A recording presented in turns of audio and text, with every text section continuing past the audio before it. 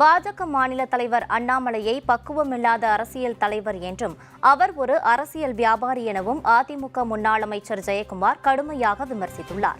சென்னை விமான நிலையத்தில் செய்தியாளர்களிடம் பேசிய அவர், மறைந்த முன்னாள் முதலமைச்சர் ஜெயலலிதா ஒரு இந்துத்துவ தலைவர் என அண்ணாமலை கூறியுள்ளதை தமிழ்நாடு மட்டுமின்றி உலகம் முழுவதும் வாழும் தமிழர்கள் யாரும் ஏற்றுக்கொள்ள மாட்டார்கள் என தெரிவித்தார். திமுகவுடைய பி டீமாக இருந்து கொண்டு இன்றைக்கு நாட்டு மக்களுக்கு திமுக செய்கின்ற அடாவடித்தனங்கள் எதுவும் தெரியக்கூடாத வகையில் திட்டமிட்டு ஸ்டாலினும் இன்றைக்கு அண்ணாமலையும் செய்கின்ற ஒரு கூட்டுச்சதி. இது எத்தனை தடவை திட்டினாலும் அண்ணாமலைக்கு சூடு சொர்ணெல்லாம் கிடையாது. அந்த அளவுக்கு சூடு சொர்ணம் இல்லாத இப்படிப்பட்ட ஒரு இம்மெச்சூர்டு லீடர், தமிழ்நாட்டை போல இம்மெச்சூர்டு லீடர் கூட சொல்ல முடியாது. ஒரு இம்மெச்சூர்டு ஒரு அரசியல் வியாதி, அரசியல் வியாபாரி.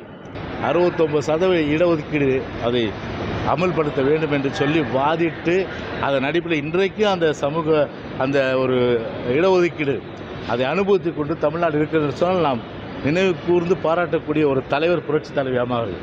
அப்படியெல்லாம் ஒரு சமூக நீதி காத்த வீராங்கனையை ஒரு மதவாதி போல சித்தரிக்கின்ற இந்த செயல் என்பது திமுகவும் பிஜேபியும் செய்கின்ற அந்த கூட்டு சரிதான்.